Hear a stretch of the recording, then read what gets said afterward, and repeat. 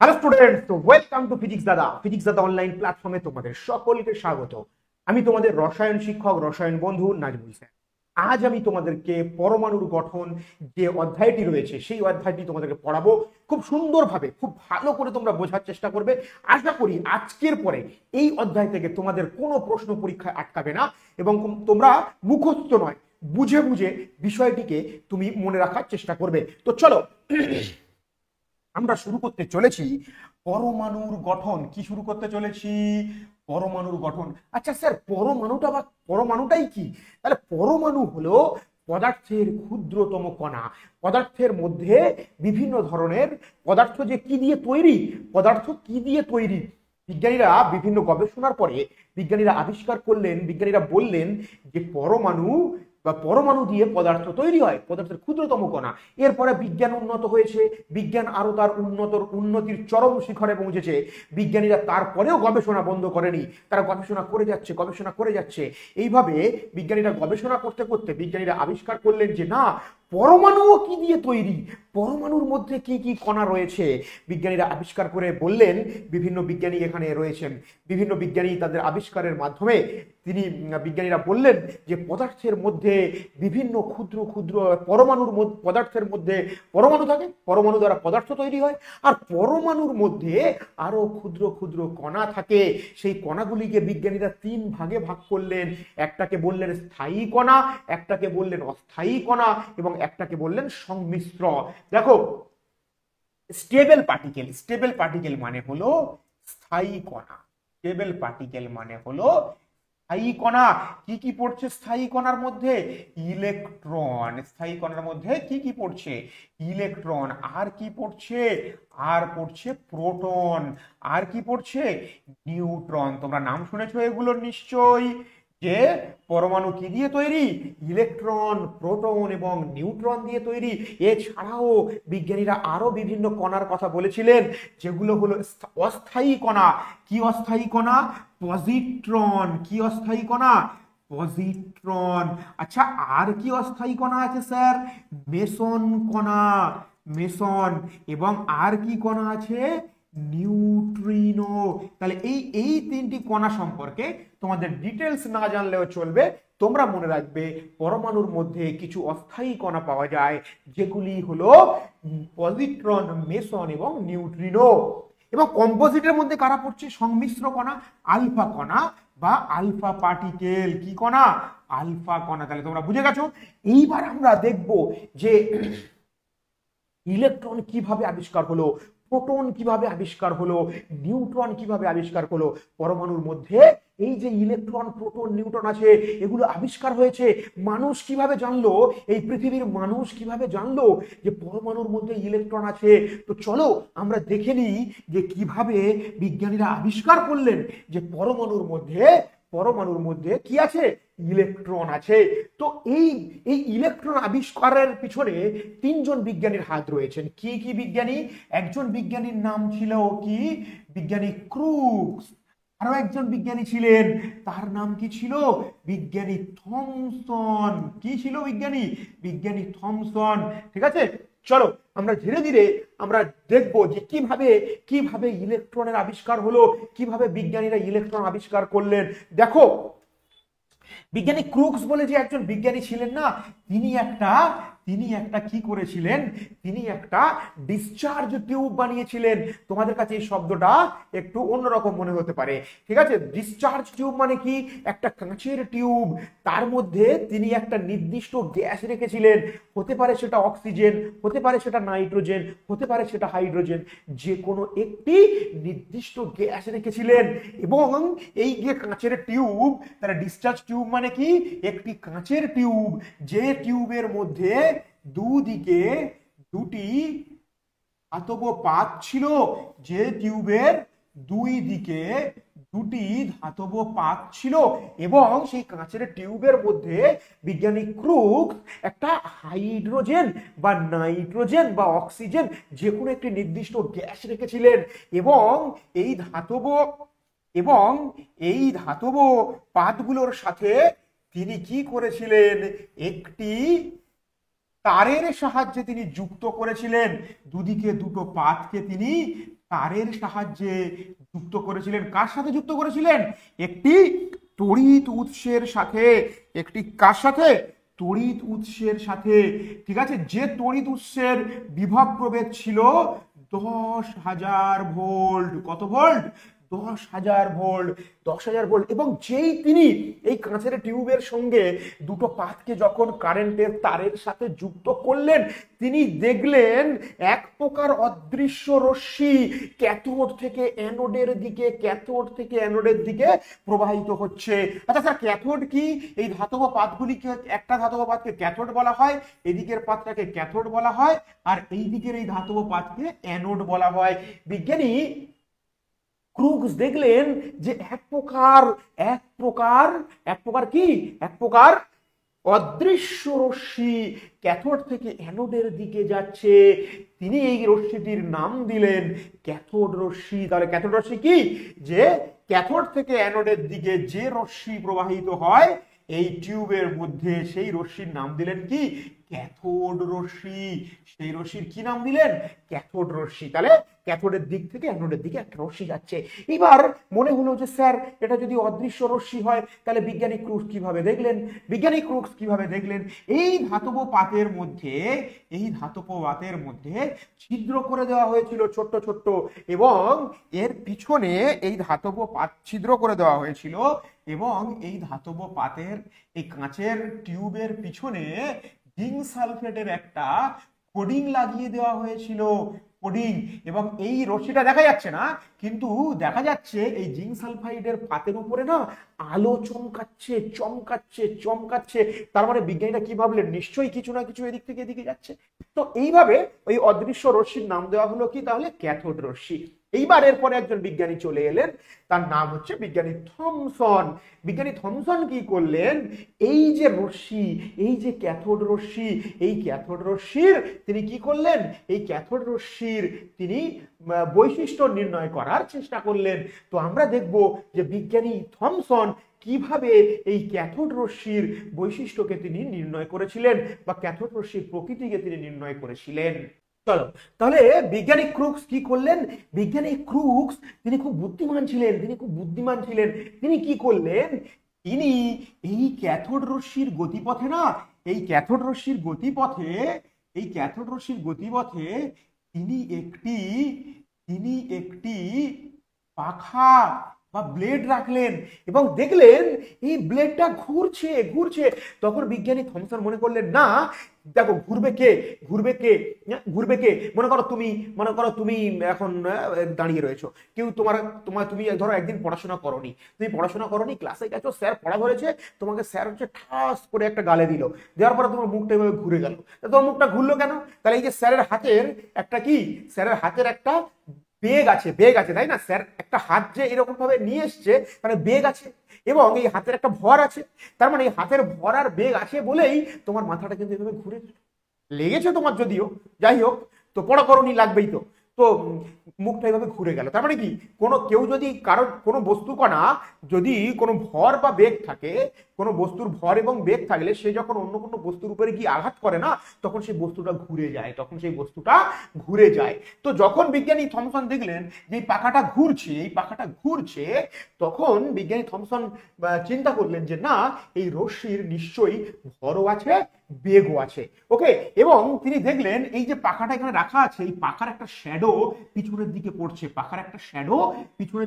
Shadow মানে কি? ছায়া পিছনের দিকে পড়ছে। তার মানে এই রশ্মিটা নিশ্চিতভাবে সরলরৈখিক পথে যাচ্ছিল। সরলরৈখিক পথে আলো গেলেই, বা সরলরৈখিক পথে কোনো রশ্মি গেলেই তবেই না ছায়া তৈরি হয়। দেখো, সূর্য থেকে আলো আসছে কি? সরলরৈখিক পথে। তাই তো পিছনের দিকে আমাদের ছায়া তৈরি হয়। তাহলে এই রশ্মি তার মানে কি? সরলরৈখিক পথে যাচ্ছে। তাহলে কি কি বৈশিষ্ট্য বিজ্ঞানী থমসন প্রথম বললেন কি? এই বস্তুকণা যেহেতু পাখাকে ঘুরিয়ে দিচ্ছে, তাহলে ওর ভরও আছে, বেগও আছে। তাহলে ওর ভরবেগ আছে। আচ্ছা, ভরবেগ কি? ভর আর বেগের গুণফল, কোনো বস্তুর ভর আর বেগের গুণফল। আচ্ছা, যেহেতু ছায়া তৈরি হচ্ছে, তার মানে বস্তুকণাটি সরলরৈখিক পথে যাচ্ছে। দুটো ক্যারেক্টার। নম্বর ওয়ান কি? তাহলে নম্বর ওয়ান কি? ভরও আছে, এর কি আছে? ভর ও বেগ উভয় আছে। অর্থাৎ এটা কণা ধর্ম দেখাচ্ছে। কণা ধর্ম মানে কি? কণা ধর্ম। কণা মানে কি? পদার্থ। কণা মানে বুঝতে পারছো কি? একটা পার্টিকেল, পদার্থ, কণা ধর্ম দেখাচ্ছে। নম্বর 2, বা তুমি মনে করো ভর ও বেগ দেখাচ্ছে। নম্বর 2, ছায়া তৈরি করছে, মানে এ কোন পথে যাচ্ছে? এ যাচ্ছে, এই রশ্মিটি যাচ্ছে সরল রৈখিক পথে। তাহলে ক্যাথোড রশ্মি কোন পথে যায়? ক্যাথোড রশ্মি সরল রৈখিক পথে প্রবাহিত হয়। চলো নেক্সট আমরা তাহলে এবার জেনে নিই। আচ্ছা চলো, উইলিয়াম ক্রুক্স কি করেছিলেন? উইলিয়াম ক্রুক্স ক্যাথোড রশ্মি আবিষ্কার করেন, যেটা তোমাদেরকে বললাম।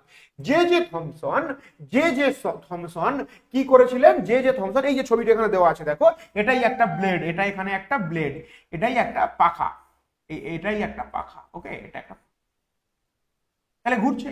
এবং দেখো, খেয়াল করে দেখো, এই যে রশ্মিটা যাচ্ছে না এখান থেকে, এই যে রশ্মিটা যাচ্ছে, দেখো এই ধাতব পৃষ্ঠের সাথে 90 ডিগ্রি অ্যাঙ্গেল করে প্রবাহিত হচ্ছে। দেখো ক্যাথোড রশ্মিটা ক্যাথোডের দিক থেকে যে অ্যানোডের দিকে যাচ্ছে 90 ডিগ্রি অ্যাঙ্গেল করে প্রবাহিত হচ্ছে এই রশ্মি, এটাও তিনি বলেছিলেন। এবং আর কি কি বলেছিলেন? ক্যাথোড রশ্মি, কে এই বৈশিষ্ট্যগুলো কে আবিষ্কার করেছিলেন? J Thomson. বৈশিষ্ট্যগুলো কে আবিষ্কার করেছিলেন? J Thomson. কি বললেন? ক্যাথোড থেকে নয়, ক্যাথোডের দিক থেকে উৎপন্ন রশ্মি আবদ্ধ নলের গ্যাসের প্রকৃতির উপরে নির্ভর করে না। তার মানে এই এই টিউবের মধ্যে, প্রথমে বলেছিলাম না, এই টিউবের মধ্যে অক্সিজেন গ্যাস রাখো, নাইট্রোজেন গ্যাস রাখো, হাইড্রোজেন গ্যাস রাখো, যে কোনো গ্যাস রাখো না কেন, এই টিউবের মধ্যে দিয়ে যে রশ্মি ক্যাথোড থেকে অ্যানোডের দিকে যাচ্ছে, সেই রশ্মির প্রত্যেকটা ক্ষেত্রেই, ভিন্ন ভিন্ন গ্যাসের ক্ষেত্রে প্রত্যেকবারে ওই রশ্মির প্রকৃতি কি হচ্ছে? একই প্রকৃতির হচ্ছে। ওই রশ্মি একই প্রকৃতির হচ্ছে। তাহলে এই রশ্মি ক্যাথোডের পাত থেকে 90 ডিগ্রি কোণ করে নির্গত হয়। এই রশ্মির গতিপথে বস্তু রাখলে ছায়া তৈরি হয়, সরল রেখায় চলে, বস্তুর উপরে পড়লে উষ্ণতা বৃদ্ধি পায়। এবং এই রশ্মি যখন এই কাঁচের টিউবের গায়ে জিঙ্ক সালফেটের আস্তরণের উপরে পড়ছিল, বিজ্ঞানীরা এক্সপেরিমেন্ট করে দেখলেন যে এই দিকটাতে কি হচ্ছে? উষ্ণতা বৃদ্ধি পাচ্ছে। তার মানে এই রশ্মি বস্তুর উপরে পড়লে উষ্ণতা বৃদ্ধি পায়। এই রশ্মির ভরবেগ আছে, যেটা আমি তোমাদেরকে একটু আগে বললাম। চলো আরো কিছু বৈশিষ্ট্য আছে, চিত্রের মাধ্যমে আমরা সেগুলো দেখে নেব। চলো এইবার দেখো, এই যে ক্যাথোড রশ্মি আছে না, এই যে ক্যাথোড রশ্মি যাচ্ছে, এই যে কাঁচের টিউব, ডিসচার্জ টিউব বলে একে, তড়িৎ মোক্ষণ নল বা ডিসচার্জ টিউব। দেখো এই যে রশ্মিটা সোজা যাচ্ছিল, রশ্মিটা কোথায় যাচ্ছিল বলো? রশ্মিটা সোজা যাওয়ার কথা ছিল, কিন্তু কিন্তু বিজ্ঞানী থমসন কি করলেন? উনি তো ভীষণ বুদ্ধিমান ছিলেন, উনি কি করলেন? এই কাঁচের পাতের এই যে টিউব, এই টিউবের গায়ে তিনি একটি ধাতব পাত লাগিয়ে দিলেন। এই টিউবের গায়ে তিনি একটি ধাতব পাত লাগিয়ে দিলেন, দিয়ে সেই ধাতব পাতের চার্জ কি? সেই ধাতব পাত ছিল পজিটিভ চার্জ যুক্ত।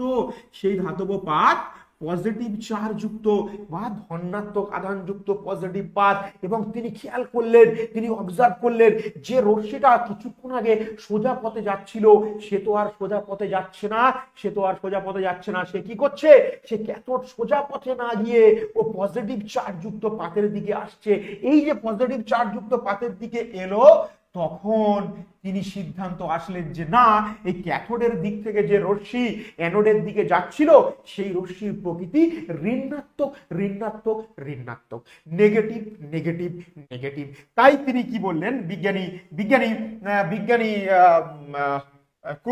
থমসন কি বললেন? ধনাত্মক পাতের দিকে আকর্ষিত হয়। যেহেতু ধনাত্মক পাতের দিকে আকর্ষিত হয়, তাই যেহেতু ধনাত্মক পাতের দিকে আকর্ষিত হয়, তাই তিনি বললেন যে ক্যাথোড রশ্মি ঋণাত্মক প্রকৃতির। ক্যাথোড রশ্মি কি প্রকৃতির? ঋণাত্মক প্রকৃতির। এরপরে একজন বিজ্ঞানী, বলেছিলাম না 3জন বিজ্ঞানী আছে, এরপরে একজন বিজ্ঞানী এলেন, তার নাম কি? স্টোনি। কি নাম? স্টোনি। বিজ্ঞানী স্টোনি এসে এই ক্যাথোড রশ্মির নাম দিলেন ইলেকট্রন। তাহলে কতজন বিজ্ঞানীর হাত রয়েছে এর মধ্যে? নম্বর 1 ক্রুক্স, তিনি সিস্টেমটি আবিষ্কার করেছিলেন, ইলেকট্রনের আবিষ্কারের জন্য যে টিউব তৈরি করেছিলেন, এবং তিনি আবিষ্কার করেছিলেন ক্যাথোড রশ্মি। বিজ্ঞানী থমসন কি করেছিলেন? ক্যাথোড রশ্মির প্রকৃতি নির্ণয় করেছিলেন। এবং বিজ্ঞানী স্টোনি কি করলেন? এর নাম দিলেন ইলেকট্রন। চলো বাকি যে পোর্শনটা আছে, এই পোর্শনটা তোমাদের দরকার নেই, এটা করার দরকার নেই, ঠিক আছে? এটা তোমাদের দরকার নেই। চলো, তাহলে ইলেকট্রনের আবিষ্কার অলরেডি হয়ে গেল। এইবার চলে আসছে কি? প্রোটনের আবিষ্কার। গোল্ডস্টেইনের আবিষ্কার থেকে জানা যায়। প্রোটনের আবিষ্কার কোথা থেকে জানা যায়? বিজ্ঞানী গোল্ডস্টেইন তিনি বললেন যে না, ক্যাথোড থেকে যেহেতু এক প্রকার রশ্মি অ্যানোডের দিকে যাচ্ছে, তাহলে একই রকম ভাবে অ্যানোড থেকেও এক প্রকার রশ্মি, দেখো এইটাকে আমরা ক্যাথোড মনে করছি, এইদিকে ধাতব পাত্রাকে আমরা মনে করছি ক্যাথোড, আর এদিকে ধাতব পাত্রাকে মনে করছি অ্যানোড। তাহলে ক্যাথোড থেকে এক প্রকার রশ্মি যেমন অ্যানোডের দিকে আসছে, তাহলে বিজ্ঞানী গোল্ডস্টেইন বললেন যে না, তাহলে অ্যানোডের দিক থেকেও এক প্রকার রশ্মি, অ্যানোডের দিক থেকেও এক প্রকার রশ্মি ক্যাথোডের দিকে যাচ্ছে। এবং তিনি বললেন যে অ্যানোডের দিক থেকে যে রশ্মি ক্যাথোডের দিকে যাচ্ছে সেই রশ্মিটাকে আমরা বলছি কি অ্যানোড রশ্মি বা অ্যানাল রে বলা হয়েছিল পরে, এবং পরে একে নামকরণ করা হয়, কি করা হয়, প্রোটন। এবং এই যে এইচ প্লাসকে আমরা কি বলে থাকি, প্রোটন। তাহলে প্রোটনের আবিষ্কারের কার ভূমিকা, প্রধান ভূমিকা কার, বিজ্ঞানী গোল্ডস্টেইনের। তিনি কি বললেন যে কিন্তু প্রোটন নামকরণ করেননি কিন্তু গোল্ডস্টেইন, ঠিক আছে, অপেক্ষা করো। তাহলে গোল্ডস্টেইন আবিষ্কার কি করেছিলেন, তিনি বলেছিলেন যে যেহেতু অ্যানোড ক্যাথোড থেকে এক প্রকার রশ্মি অ্যানোডের দিকে যাচ্ছে, তাহলে একই রকম ভাবে অ্যানোড থেকে এক প্রকার রশ্মি, এটা যদি অ্যানোড হয় তাহলে অ্যানোডের দিক থেকে এক প্রকার রশ্মি ক্যাথোডের দিকে যাচ্ছে। তিনি বললেন কি এই রশ্মিটার নাম হলো অ্যানোড রশ্মি বা অ্যানাল রে। এবং এরও বৈশিষ্ট্য কি, ও সরলরৈখিক পথে প্রবাহিত হয়, ওরও ভরবেগ আছে। দেখো এই রশ্মির প্রথম নামকরণ করা হয় ক্যানাল রশ্মি বা ক্যানাল রশ্মি, ঠিক আছে, বিভিন্ন জায়গায় বিভিন্ন রকম। অ্যানোড থেকে উৎপন্ন হয় বলে একে অ্যানোড রশ্মি বলা হয়, এটি সরল রেখায় চলে, এই রশ্মি গ্যাসের প্রকৃতির উপরে নির্ভর করে না। অর্থাৎ তুমি হাইড্রোজেন গ্যাস রাখলেও যা নেচার হবে, নাইট্রোজেন গ্যাস রাখলেও যে নেচার হবে, ঠিক আছে, এটা গ্যাসের প্রকৃতির উপর নির্ভর করে। হাইড্রোজেন গ্যাস রাখলে যেমন অ্যানোড রশ্মি আলাদা হতে পারে, অক্সিজেন গ্যাস রাখলে অ্যানোড রশ্মি আলাদা হতে পারে, ঠিক আছে। তাহলে বিভিন্ন গ্যাস রাখলে এই অ্যানোড রশ্মি ভিন্ন ভিন্ন হতে পারে, ঠিক আছে, বোঝা গেল কি বললাম, কিন্তু ক্যাথোড রশ্মির প্রকৃতি একই হবে। চলো এইবার আমরা আমাদের চলে আসছে নিউট্রনের আবিষ্কার। কিভাবে নিউটন আবিষ্কার করলো কিভাবে, দেখো 1920 খ্রিস্টাব্দে বিজ্ঞানী রাদারফোর্ড পরমাণুর মধ্যে এক একক ভর সম্পন্ন এবং তড়িৎ আধানহীন এক প্রকার মূল কণিকার অস্তিত্বের কথা কল্পনা করেন। এটাকে পরে নাম দেওয়া হয় কি নিউট্রন। বিজ্ঞানী রাদারফোর্ড বিভিন্ন গবেষণার দ্বারা তিনি প্রমাণ করেন, তিনি ধারণা করেন যে না, ক্যাথোড রশ্মি না, যে পরমাণুর মধ্যে এক প্রকার আধানহীন কণার অস্তিত্ব লক্ষ্য করা যায়। তিনি তাকে পরে নাম দিলেন কি নিউট্রন। 1930 খ্রিস্টাব্দে বুথ এবং বেকার বেরিলিয়ামের উপরে তীব্র গতিবেগ সম্পন্ন আলফা কণার দ্বারা আঘাত করলে কার্বন 12 আইসোটোপ ছাড়া এক নতুন জাতের কণা বের হয়ে আসে, যাকে আমরা বলি কি নিউট্রন। তাহলে এই বেরিলিয়াম কণার উপরে হিলিয়াম কণা He4He2 হিলিয়াম কণার আঘাত করে তিনি C612 এবং 0N1 একটি, তাহলে বেরিলিয়াম কণাকে বেরিলিয়াম কণার উপরে হিলিয়াম দ্বারা আঘাত করে দেখেন যে একটা কার্বন পরমাণু তৈরি হচ্ছে, যার ভর সংখ্যা 12 এবং এক ধরনের নিস্তড়িত কণা তৈরি হচ্ছে, যাকে তিনি নাম দেন নিউট্রন। ওকে, চলো নিউটনের আবিষ্কার হয়ে গেল। নেক্সট, আচ্ছা চলো এগুলো তোমাদের লাগবে না, নেক্সট পেজে চলে যাই। নিউটনের আবিষ্কার বলে দিয়েছি, ইলেকট্রন, প্রোটন, নিউটনের ভর। চলো দেখো, এইবার দেখো আমরা এখানে কিছু বিশেষ ব্যাপার জেনে নেবো যে ইলেকট্রনের আধান। দেখো ইলেকট্রনের দুই প্রকারের আধান হয়, দেখো -1.602 × 10⁻⁻19 কুলম্ব, এটা একটা আধান এবং এটা এসআই পদ্ধতিতে। আচ্ছা, আর একটা কি হয়, -4.8 × 10⁻⁻10 ESU। এগুলো মনে রাখতে পারো, নাও মনে রাখতে পারো, ঠিক আছে। চলো, প্রোটনের ভর কত? প্রোটনের আধান আর ইলেকট্রনের আধান একই, শুধু বিপরীত চিহ্ন যুক্ত। +1.602 × 10⁻⁻19 কুলম্ব, আর এটা হয়ে যাবে +4.8 × 10⁻⁻10 ESU। এটা অথবা এটা নিউটনের আধান, নিউটন তো নিস্তড়িত, তোমরা জানো, 0। নিউটনের আধান নিস্তড়িত, নিউটন 0। আলফা কণার আধান কি? আলফা কণার আধান হচ্ছে +2। আলফা কণার আধান +2। আলফা কণার আধান তোমাদের +2, এটা মনে রাখো। ভর, ইলেকট্রনের ভর কত? 9.1 × 10⁻31 কেজি, অথবা তুমি লিখতে পারো 9.1 ইন্টু 10⁻⁻28 গ্রাম। প্রোটনের ভর কত? প্রোটনের ভর 1.67 ইন্টু 10⁻⁻24 গ্রাম অথবা 1.67 ইন্টু 10⁻⁻27 কেজি। নিউটনের ভর আর প্রোটনের ভর সেম একই, 1.67 ইন্টু 10⁻⁻24 গ্রাম, 1.67 ইন্টু আলফা কণার ভর এএমইউ এককে 4 এএমইউ, এটা মনে রেখো। আচ্ছা ই বাই এম এটা তোমাদের দরকার নেই, ঠিক আছে, এটা ই বাই এম তোমাদের এটা দরকার নেই, তোমরা এটাই মনে রাখবে। চলো, থমসনের পারমাণবিক মডেল আমরা এইবার আলোচনা করব কি থমসনের পারমাণবিক মডেল। দেখো বিজ্ঞানী থমসন কি বললেন, যে পরমাণু একটি ধনাত্মক আধানযুক্ত সুষম গোলক। কি বললেন, যে পরমাণু একটা ধনাত্মক আধানযুক্ত সুষম গোলক। পরমাণু একটা ধনাত্মক আধানযুক্ত সুষম গোলক, ওই গোলকে ইলেকট্রনগুলি সুষমভাবে বণ্টিত থাকে। যেমন তোমরা তরমুজ দেখেছো, তরমুজের উপরটা কাটলে কি হয়, লাল কালারের হয়ে যায়। তরমুজের উপরটা কাটলে কেমন হয়, তরমুজের উপরটা কাটলে কেমন হয়, দেখো এরকম লাল অংশ থাকে আর মাঝখানে এরকম কালো কালো কালো কালো থাকে না। তাহলে একটি পরমাণু একটি ধনাত্মক আধানযুক্ত গোলক এবং ওই গোলকের ইলেকট্রনগুলি সুষমভাবে বণ্টিত থাকে এবং ওই গোলকে ইলেকট্রনগুলি এইভাবে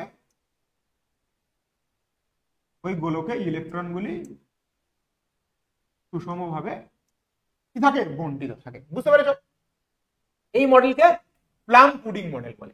প্লাম হচ্ছে একটা মানে ফল টাইপের, ঠিক আছে, যেখান থেকে তেল তৈরি হয়। মালয়েশিয়া ইন্দোনেশিয়াতে এগুলো বেশি পাওয়া যায়। তো আমাদের তরমুজের মতোই এরকম দেখতে, এরকম গোল একটা অংশ, তার মধ্যে এরকম দানাদার দানাদার অংশ দেখতে পাওয়া যায়, যেমন লাইক ড্রাগন ফল। ওকে, তো ওই পুরো তুমি তরমুজ যদি ওয়াটারমেলন মডেলও বলা হয়, তরমুজটাকে যদি একটা পরমাণু মনে করি আর পুরো অংশটা যদি ধনাত্মক আধান আছে বলে মনে করি, আর তরমুজের দানাগুলো হবে কি ইলেকট্রন। আর একই প্লাম পুডিং, প্লাম হচ্ছে একটা ফল যার এরকম গোলাকার দেখতে হয়, যার মধ্যে এরকম দানাদার দানাদার অংশ থাকে। এই দানাদার অংশগুলিকে যদি আমরা ইলেকট্রন মনে করি, তাহলে পুরো যে ফলটার মধ্যে, ফ্রুটসটার মধ্যে যে অংশটা আছে তার মধ্যে পজিটিভ চার্জ সমস্ত জায়গায় ছড়িয়ে আছে। তো এই হচ্ছে কি থমসনের পারমাণবিক মডেল। চলো, রাদারফোর্ড এর আলফা কণা বিচ্ছুরণের পরীক্ষা, ভেরি ভেরি ইম্পর্টেন্ট। এই কতক্ষণ হলো, ক্লাস 23 মিনিট হবে। চলো, রাদারফোর্ডের আলফা কণার বিচ্ছুরণের পরীক্ষা মারাত্মক ইম্পর্টেন্ট, ভেরি ভেরি ইম্পর্টেন্ট, ঠিক আছে। এবং আমরা রাদারফোর্ডের এটা করব এবং এর সঙ্গে রাদারফোর্ড পরমাণু মডেলটাও দেখে নেব। বিজ্ঞানী রাদারফোর্ড একটা ভীষণ গুরুত্বপূর্ণ পরীক্ষা করেছিলেন, বিজ্ঞানী রাদারফোর্ড কি করেছিলেন, উনি একটা বস্তু কণা নিয়েছিলেন যেখান থেকে আলফা কণা নির্গত হবে। যেখান থেকে কি নির্গত হবে, উনি একটি কি নিয়েছিলেন,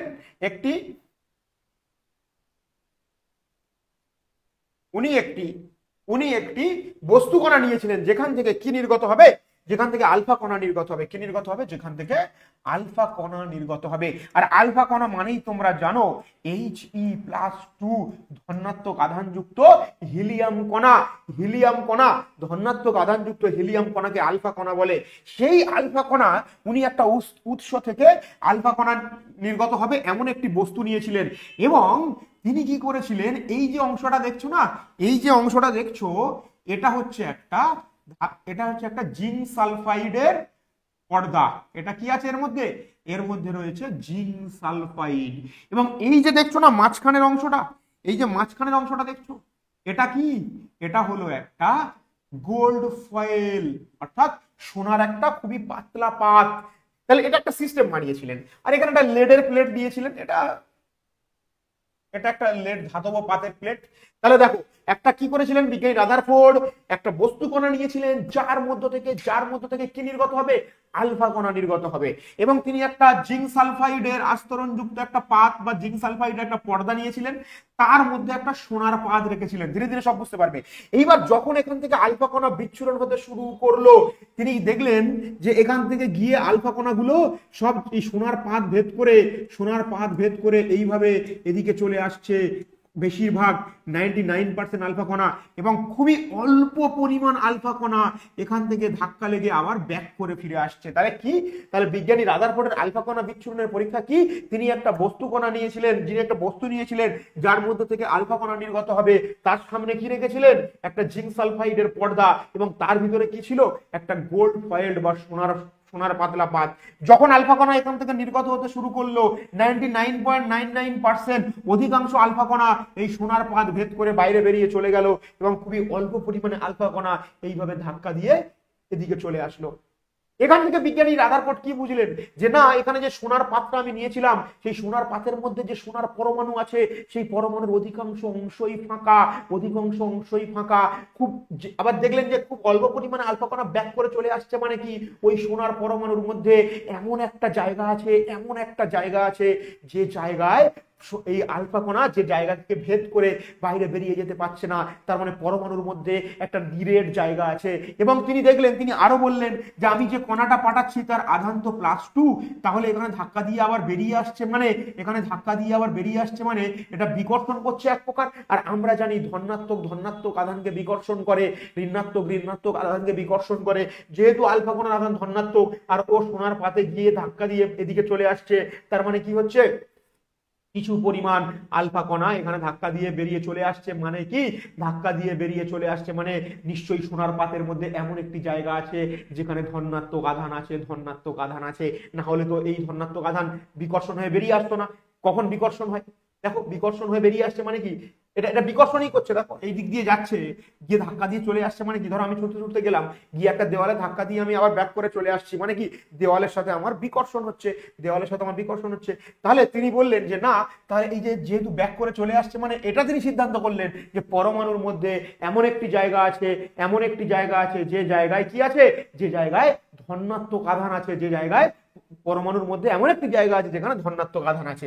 চলো, দুটো বিষয় আমরা এখান থেকে এবার দেখো। নেক্সট, তাহলে এটা পরে আসবো, একটু পেজগুলো ওলট পালট হয়ে গেছে, তাহলে এটা একটু পরে, এইটা দেখো, এটা দেখো। তাহলে কি দেখলেন, রাদারফোর্ড কি দেখলেন, দেখলেন যে আলফা কণা, অধিকাংশ আলফা কণা, বিজ্ঞানী রাদারফোর্ড দেখলেন কি দেখলেন, বিজ্ঞানী রাদারফোর্ড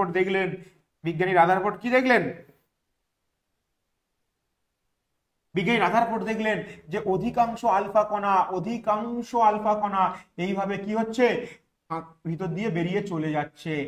কিছু কিছু আলফা কণা আবার একটু বেঁকে বেরিয়ে যাচ্ছে। দেখো, কিছু কিছু আলফা কণা আবার বেঁকে বেরিয়ে যাচ্ছে, মানে কি, এ তো পজিটিভ। দেখো, প্রত্যেকটার গায়ে লেখা আছে +2, এ তো পজিটিভ। তাহলে যেহেতু পরমাণুর মধ্যে নেগেটিভ চার্জ আছে না, তোমরা একটা কথা মনে রাখবে, পজিটিভ নেগেটিভকে আকর্ষণ করে। তাহলে এই আলফা কণা কিছু কিছু আলফা কণা গিয়ে এইভাবে বেঁকে বেরিয়ে যাচ্ছে, মানে কি, পরমাণুর মধ্যে তো নেগেটিভ চার্জ যুক্ত ইলেকট্রনও আছে, তাই ইলেকট্রনটাকে কিছুটা টেনে নিচ্ছে, নিয়ে এসে বেরিয়ে যাচ্ছে। আবার দেখো, এই জায়গাতে দেখো, এই আলফা কণাটা খেয়াল করো, এই আলফা কণাটা দেখো, এই এটা যাচ্ছে, দেখো, গিয়ে আবার এইভাবে ঘুরে বেরিয়ে চলে এলো। তার মানে কি, তার মানে কেন ঘুরে বেরিয়ে চলে এলো, কারণ এখানে কি আছে, এখানে তো পরমাণুর মধ্যে পজিটিভ চার্জ যুক্ত নিউক্লিয়াস আছে, যার আধান পজিটিভ। তাই তো যে আলফা কণাটা সরাসরি গিয়ে নিউক্লিয়াসকে আঘাত করেছিল, ও ওখান থেকে আবার ব্যাক করে চলে এলো।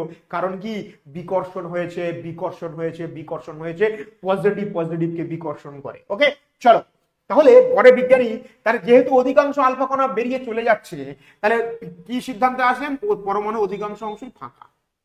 পরমাণুর কেন্দ্রে সকল ধনাত্মক আধান থাকে। দেখো, আর কোথাও ধনাত্মক আধান নেই, ঠিক আছে, পরমাণুর কেন্দ্রে ধনাত্মক আধান থাকে, এটা একটা পরমাণু। ওকে, তাকে নিউক্লিয়াস বলে। তাহলে নিউক্লিয়াস কাকে বলে, পরমাণুর কেন্দ্রে সকল ধনাত্মক আধান যেখানে কেন্দ্রীভূত থাকে তাকে নিউক্লিয়াস বলে।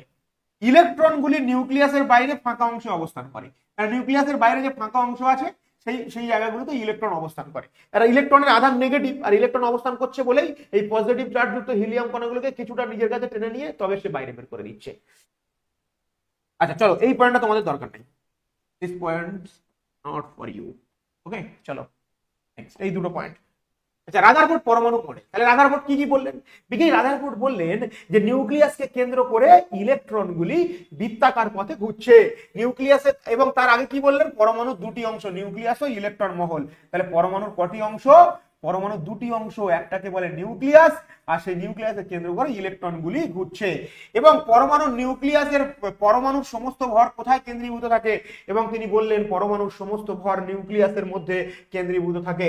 এবং বললেন নিউক্লিয়াস হলো গোলাকার, নিউক্লিয়াস দেখতে কেমন? গোলাকার, এবং এর ব্যাস 10⁻12 থেকে 10⁻13 সেমি এর মধ্যে হয়। এবং তিনি আরো বললেন যে নিউক্লিয়াস থেকে ইলেকট্রনের সঙ্গে একটা আকর্ষণ বল কাজ করে, এবং ইলেকট্রন থেকে বাইরের দিকেও একটা বল কাজ করে।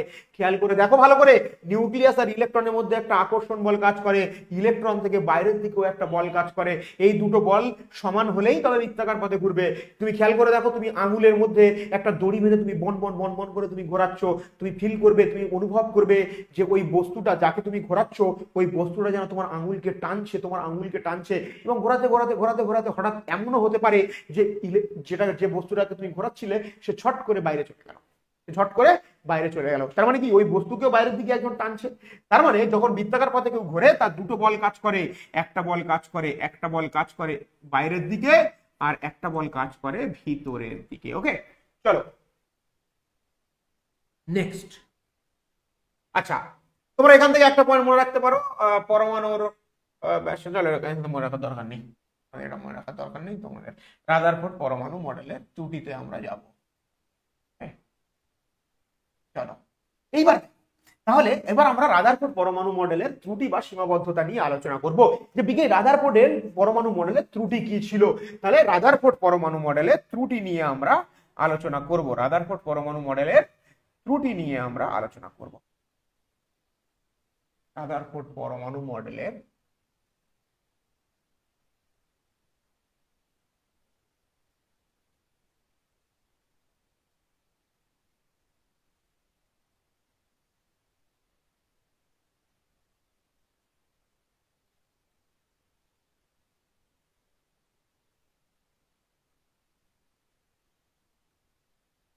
চলো দেখো, রাদারফোর্ড পরমাণু মডেলের ত্রুটি, রাদারফোর্ড পরমাণু মডেলে ভুল কি ছিল। তাহলে বিজ্ঞানী রাদারফোর্ড কি বলেছিলেন? যে নিউক্লিয়াসকে কেন্দ্র করে ইলেকট্রনগুলি নির্দিষ্ট ব্যাসার্ধের পথে এইভাবে ঘুরছে, এবং পরমাণুর দুটি অংশ, সেটা ঠিক কথা। কিন্তু বিজ্ঞানী ম্যাক্সওয়েল বলে একজন বিজ্ঞানী ছিলেন, যে বিজ্ঞানী বললেন যে যখন কোনো ধনাত্মক আধানকে কোনো ঋণাত্মক আধান কেন্দ্র করে ঘোরে, যখন কোনো ধনাত্মক আধানকে কেন্দ্র করে কোনো ঋণাত্মক আধান ঘোরে, সেই ঋণাত্মক আধান থেকে ক্রমাগত কন্টিনিউয়াসলি নিরবিচ্ছিন্নভাবে শক্তি নির্গত পায়। যদি তাই হয় তাহলে নিউক্লিয়াস পজিটিভ, আর নিউক্লিয়াসকে কেন্দ্র করে ঘুরছে কে? ইলেকট্রন। ইলেকট্রন কি? নেগেটিভ। তাহলে ম্যাক্সওয়েলের থিওরিটা যদি আমরা এখানে অ্যাপ্লাই করি, তাহলে নিউক্লিয়াসকে কেন্দ্র করে ইলেকট্রন যখন ঘুরবে, তখন ঘুরতে ঘুরতে ঘুরতে ঘুরতে এই এক সময় ইলেকট্রন কি হবে? এসে নিউক্লিয়াসের উপরে পড়বে, এবং পরমাণুর স্থায়িত্ব নষ্ট হয়ে যাবে। বোঝা গেল কি বললাম? তাহলে রাদারফোর্ডের পরমাণু মডেল অনুযায়ী ধনাত্মক আধানকে কেন্দ্র করে ঋণাত্মক আধান ইলেকট্রনগুলি যদি চারিদিকে ঘোরে, তাহলে বিজ্ঞানী ম্যাক্সওয়েল বলছেন সেই ইলেকট্রন থেকে ক্রমাগত শক্তি নির্গত হবে, এবং সেই থিওরি অনুযায়ী ইলেকট্রন ঘুরতে ঘুরতে ঘুরতে ঘুরতে এক সময় নিউক্লিয়াসের উপরে এসে পড়বে, এবং পরমাণুর স্থায়িত্ব নষ্ট হয়ে যাবে।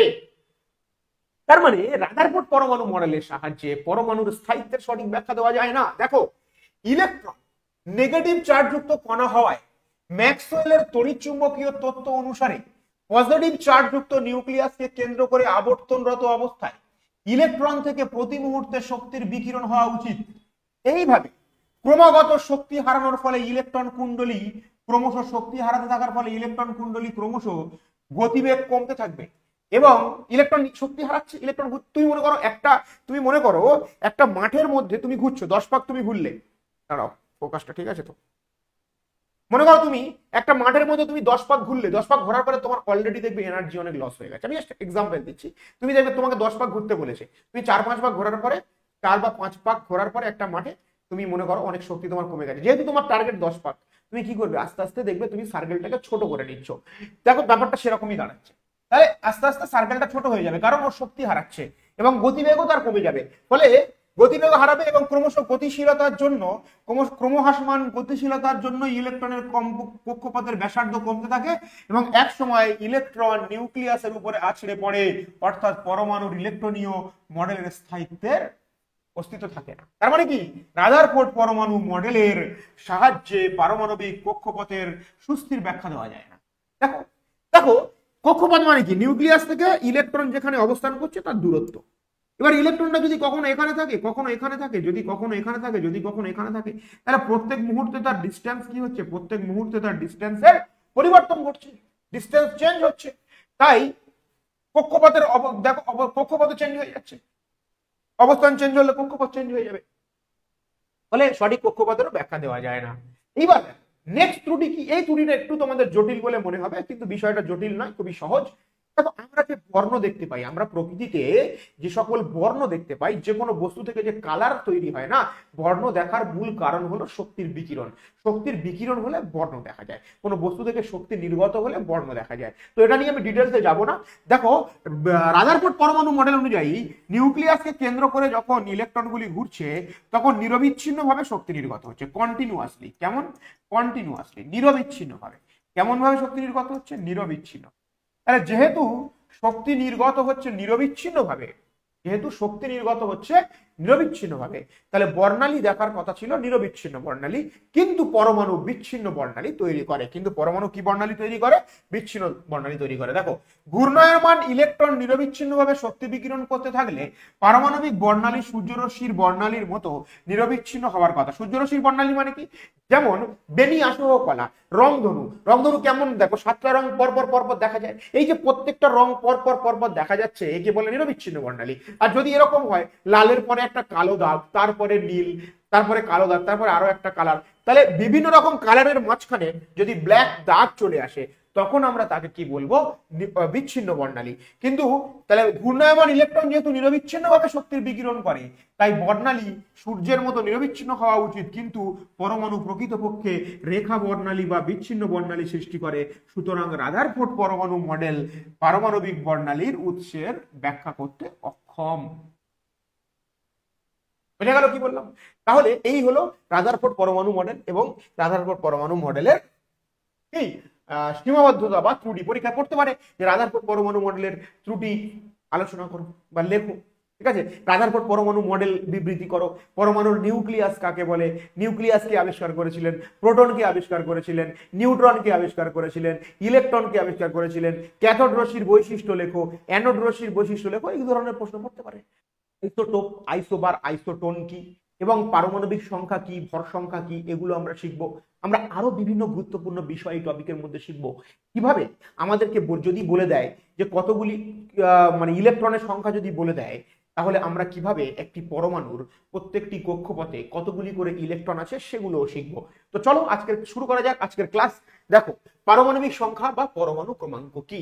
একটা পরমাণুর মধ্যে যতগুলি প্রোটন থাকে সেটাই তার পারমাণবিক সংখ্যা। তাহলে পারমাণবিক সংখ্যা কি? একটি পরমাণুর মধ্যে যতগুলি প্রোটন থাকে সেটাই তার পারমাণবিক সংখ্যা। তাহলে তোমাকে যদি কোনো পারমাণবিক সংখ্যা বলে দেয়, তাহলে তুমি সেখান থেকে তুমি প্রোটন সংখ্যা বুঝতে পারবে, তুমি সেখান থেকে ইলেকট্রন সংখ্যা বুঝতে পারবে। স্যার ইলেকট্রন সংখ্যা আমি কি করে বুঝবো? কারণ প্রোটন সংখ্যা মানেই ইলেকট্রন সংখ্যা। কোনো একটা পরমাণুর মধ্যে যতগুলি প্রোটন থাকে ঠিক ততগুলি ইলেকট্রন থাকে। তাহলে তোমাকে যদি পারমাণবিক সংখ্যা বলে দেয়, তুমি প্রোটন সংখ্যাও জানতে পারছো, তোমাকে যদি পারমাণবিক সংখ্যা বলে দেয়, তুমি ইলেকট্রন সংখ্যাও জানতে পারছো। এবার তোমার মনের মধ্যে একটা ছোট্ট কোশ্চেন আসতে পারে যে স্যার আপনি তো এর আগের ক্লাসে বলেছিলেন কোনো একটা পরমাণুর মধ্যে যতগুলি প্রোটন থাকে ততগুলি তার ইলেকট্রন থাকে, এখনই বললেন। আর আগের ক্লাসে বলেছিলেন যে প্রোটনের চার্জ পজিটিভ, ইলেকট্রনের চার্জ নেগেটিভ, মানে চার্জের যে প্রকৃতি পজিটিভ এবং নেগেটিভ এবং তাদের মানও একই। তাহলে কি এদের মধ্যে মোট চার্জের পরিমাণ শূন্য সমষ্টি? অবশ্যই শূন্য, যেহেতু কোনো একটা পরমাণুর মধ্যে যতগুলি প্রোটন থাকে ঠিক ততগুলি ইলেকট্রন থাকে এবং প্রোটনের চার্জ আর ইলেকট্রনের চার্জের প্রকৃতি বিপরীত চিহ্নযুক্ত এবং মান একই, তাহলে শূন্য। প্রোটনের চার্জ যদি +10 হয়, ইলেকট্রনের চার্জ হবে -10, ওভারঅল 0। সেই জন্য পরমাণুকে বলা হয় তড়িৎ প্রসম বা তড়িৎ নিরপেক্ষ, কারণ পরমাণুর মধ্যে কোনো চার্জ থাকে না। বিকজ পরমাণুর মধ্যে যতগুলি পজিটিভ চার্জ যুক্ত প্রোটন থাকে, সিমিলার নেগেটিভ চার্জ যুক্ত ইলেকট্রন থাকে, মোট 0 হয়ে যায় পরমাণুর চার্জ। তো চলো আমরা এবার দেখে নিই পারমাণবিক সংখ্যা বা পরমাণু ক্রমাঙ্ক কাকে বলে। কোন মৌলের পরমাণুর নিউক্লিয়াসে যত সংখ্যক প্রোটন থাকে সেই সংখ্যাকে ওই মৌলের পারমাণবিক সংখ্যা বা পরমাণু ক্রমাঙ্ক বলা হয়। পারমাণবিক সংখ্যা বা পরমাণু ক্রমাঙ্ক বলা হয়। পরমাণুর নিউক্লিয়াসে উপস্থিত প্রোটন সংখ্যা পরমাণু কেন্দ্রকের বাইরে ঘূর্ণায়মান ইলেকট্রনের সংখ্যার সাথে সমান হয়, যেটা আমি তোমাকে এক্ষুনি বললাম যে কোনো একটা পরমাণুর মধ্যে যতগুলি প্রোটন থাকে ততগুলি তার ইলেকট্রন। তাহলে প্রোটন সংখ্যা তাহলে তাহলে কি দাঁড়ালো আমাদের? তাহলে আমাদের দাঁড়ালো প্রোটন সংখ্যা সমান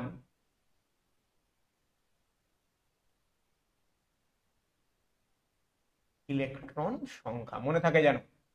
আর এইটা ইকুয়াল টু আবার কি? পারমাণবিক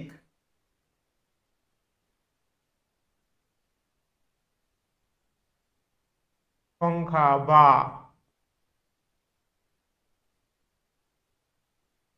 পরমাণু ক্রমাঙ্ক। তাহলে পারমাণবিক সংখ্যা বা পরমাণু ক্রমাঙ্ক সমান প্রোটন সংখ্যা সমান ইলেকট্রন। বোঝা গেছে নিশ্চিত? চলো দেখো এবার। আচ্ছা, এটা তো লেখাই আছে, পরমাণু ক্রমাঙ্ক লেখাই আছে। চলো ভর সংখ্যা। ভর সংখ্যা কি বলছে? ভর সংখ্যা হলো কোন একটি পরমাণুর মধ্যে যতগুলি প্রোটন সংখ্যা এবং যতগুলি প্রোটন সংখ্যা এবং যতগুলি নিউট্রন সংখ্যা থাকে তার সমষ্টি। তাহলে ভর সংখ্যা কি? দেখো এখানে এটাকে এ নয়, এটাকে জেড করো, ভর সংখ্যাকে জেড করো, আর অ্যাটমিক নাম্বার পরমাণু ক্রমাঙ্ককে এ লেখো। এটা চেক করে দিয়েছি। চলো তাহলে ভর সংখ্যা, তাহলে ভর সংখ্যা কি?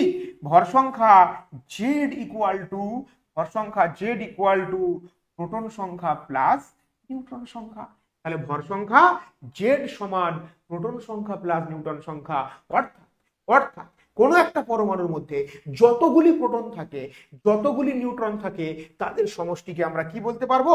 আমরা ভর সংখ্যা বলতে পারবো। এবার তোমাকে যদি ভর সংখ্যা বলে দেয় আর প্রোটন সংখ্যা বলে দেয়, তুমি সেখান থেকে নিউটন সংখ্যা বের করতে পারবে। যদি নিউটন সংখ্যা বলে দেয়, ভর সংখ্যা বলে দেয়, তুমি প্রোটন সংখ্যা বের করতে পারবে। প্রোটন সংখ্যা নিউটন সংখ্যা বলে দিলে তুমি এখান থেকে যোগ করে দিলে ভর সংখ্যা পেয়ে যাবে। তাহলে এরকম ছোট ছোট ম্যাথমেটিক্যাল প্রবলেম পরীক্ষায় থাকবে, যেখান থেকে তোমাকে ভর সংখ্যা, প্রোটন সংখ্যা বা নিউটন সংখ্যা দিতে পারে।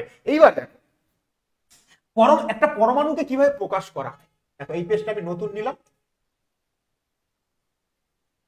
প্রকাশ পদ্ধতি। কার প্রকাশ পদ্ধতি? পরমাণুর। পরমাণুর প্রকাশ পদ্ধতি।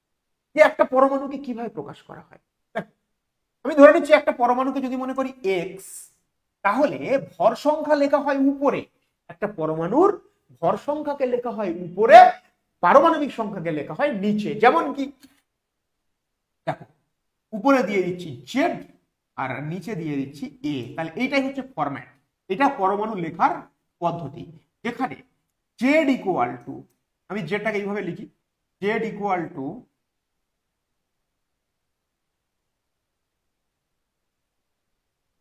ভর সংখ্যা, এ ইকুয়াল টু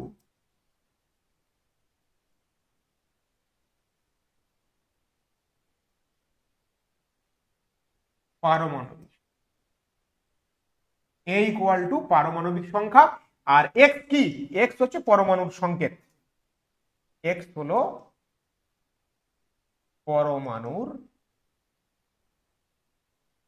সংকেত। দেখো একটা উদাহরণ দিলে বুঝতে পারবে। মনে করো ক্লোরিন বর্ণ, ক্লোরিনের ভর সংখ্যা হচ্ছে 35.5, শুধু 35 লিখছি, তলায় লিখছি 17, কারণ উপরে ভর সংখ্যা, তলায় পারমাণবিক সংখ্যা। ক্লোরিনের পারমাণবিক সংখ্যা 17। তোমাকে একটা মনে রাখতে হবে, আমি তোমাকে লিস্ট দিয়ে দেবো কার পারমাণবিক সংখ্যা কত, একটু ওয়েট করো।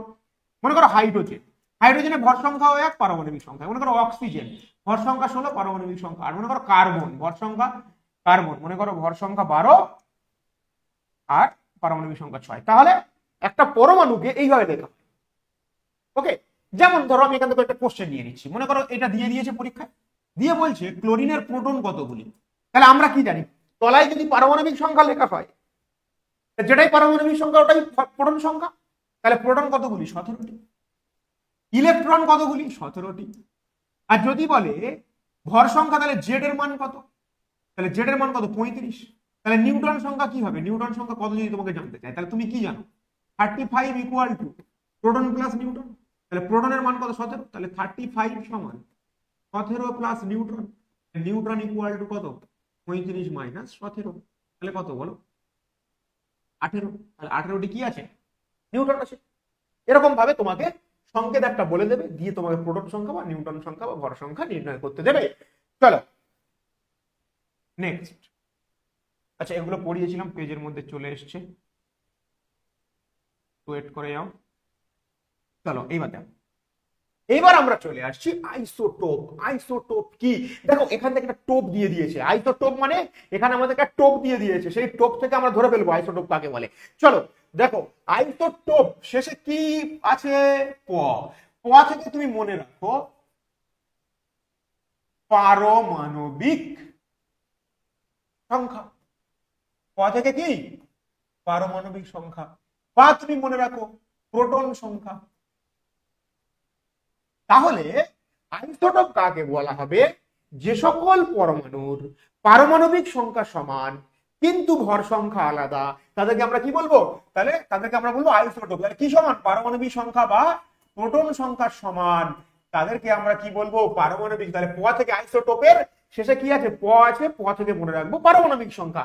তাহলে যে সকল পরমাণুর পারমাণবিক সংখ্যা সমান তাদেরকে আমরা কি বলবো আইসোটোপ। দেখো তো এটা দেখো ইউরেনিয়াম, দেখো ইউরেনিয়াম দুজনেরই 92, তার মানে কি দুজনের পারমাণবিক সংখ্যা সমান, ভর সংখ্যাগুলো দেখো আলাদা। তাহলে ভর সংখ্যা যদি আলাদা হয় নিউটন সংখ্যা আলাদা হবে। তাহলে আইসোটোপের পারমাণবিক সংখ্যা সমান হলে আলাদা কি কি হবে, আইসোটোপ গুলির আলাদা কি কি হবে, আলাদা হবে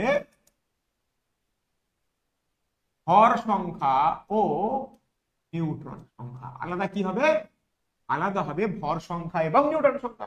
দেখো দেখো হাইড্রোজেনের ক্ষেত্রে এদের প্রত্যেকের পারমাণবিক সংখ্যা কত 1, এবং দেখো ভর সংখ্যাগুলো সব আলাদা। তাহলে পারমাণবিক সংখ্যা 1 কিন্তু ভর সংখ্যা আলাদা যদি হয়, সেই পরমাণুগুলির একে অপরের সাথে সম্পর্ক কি, তাদের একে অপরের সাথে সম্পর্ক হলো একে অপরের আইসোটোপ। তারা একে অপরের কি আইসোটোপ। চলো এটা ক্লোরিন, দেখো ক্লোরিনের ক্ষেত্রে দেখো উভয়ের ভর সংখ্যা কত 17, কিন্তু পারমাণবিক পারমাণবিক সংখ্যা কত 17, ভর সংখ্যা দেখো একজনের 37 একজনের 35। একই রকম ভাবে দেখো অক্সিজেনের ক্ষেত্রে দেখো প্রত্যেকটা অক্সিজেনের পারমাণবিক সংখ্যা 8, কিন্তু এদের ভর সংখ্যাগুলি সব আলাদা।